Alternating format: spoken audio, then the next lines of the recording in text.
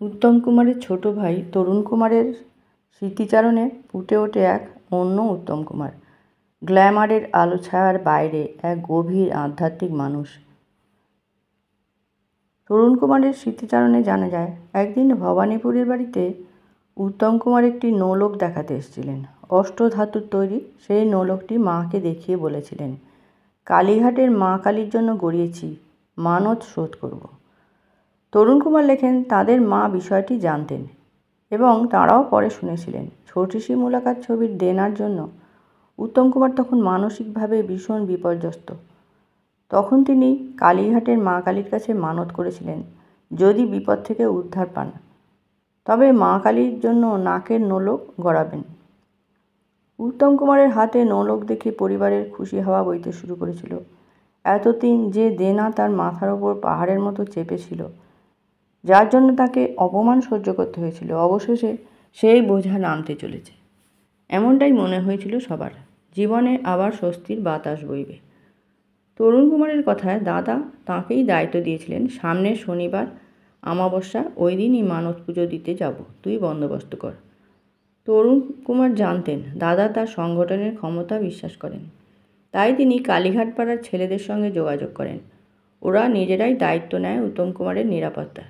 বিশেষ করে তখন প্রভাত হালদার, পাড়ার এক ফটোগ্রাফার, সব কিছুর পরিচালনার দায়িত্ব নিয়েছিলেন।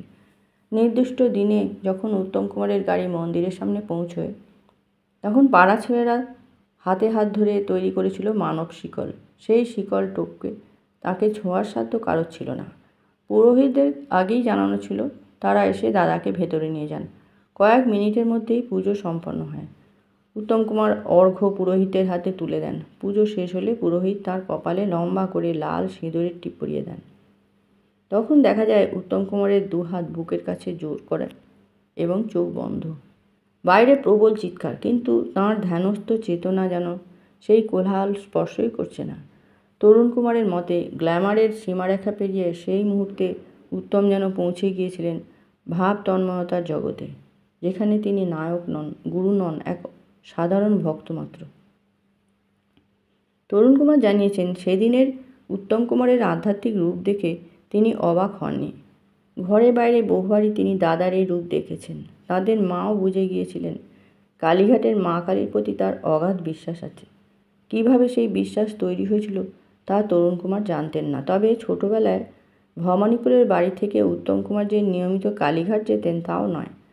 অনেক পরে এক শীতের দিনে প্রথম দেখেছিলেন দাদার ভক্তির প্রকাশ। সেই সময় উত্তম কুমার বলেছিলেন, জানিস বুড়ো, কালীঘাটের মায়ের সম্পর্কে অনেকে অনেক কথা বলে, আমার খুব ইচ্ছে করছে একবার মায়ের আরতি দেখব।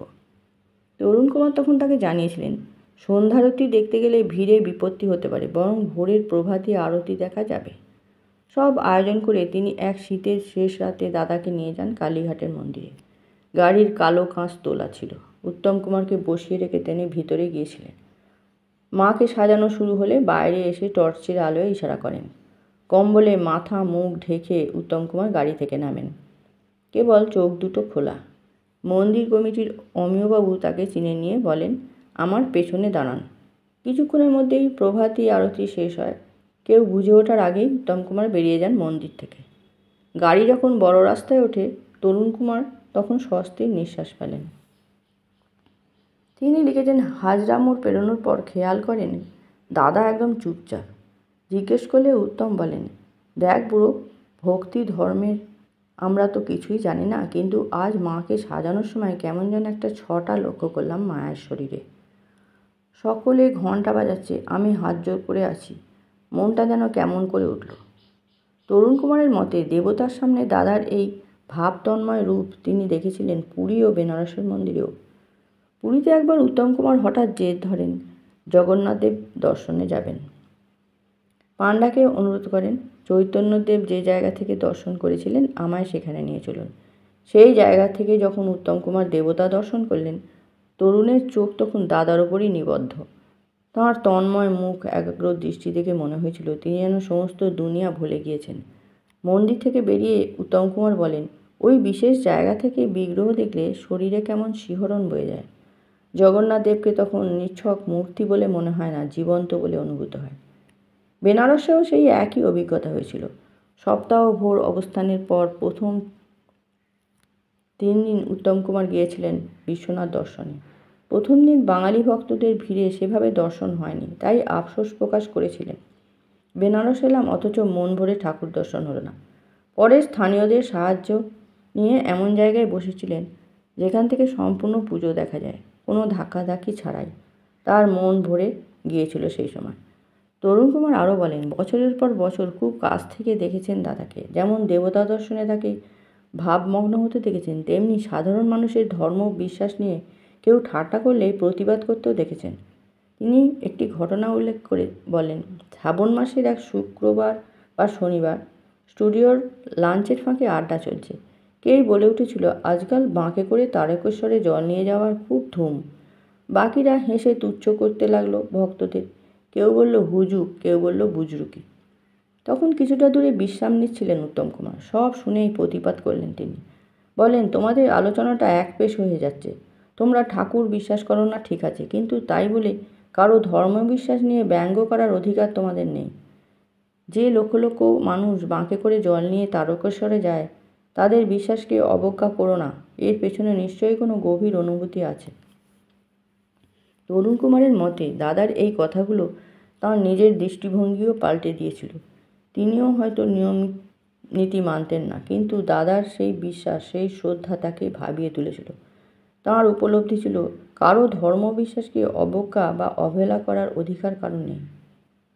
তরুণ কুমারের স্মৃতিচারণে প্রকাশ পায় এক গভীর মানবিক উত্তম কুমার, যিনি গ্ল্যামারের মোহ ছাড়িয়েছিলেন এক ভাবুক, শ্রদ্ধাশীল ও আধ্যাত্মিক মানুষ। কালীঘাটের মা, পুরীর জগন্নাথ, বেনারসের বিশ্বনাথ, এইসব দেবতাদের সামনে তিনি যেমন ভক্ত ছিলেন, তেমনি মানুষের বিশ্বাসের প্রতি শ্রদ্ধাশীলও ছিলেন। তাঁর জীবন যেন শেখায়, ভক্তি মানে অন্ধত্ব নয়, শ্রদ্ধা ও উপলব্ধির মেলবন্ধন। ধন্যবাদ।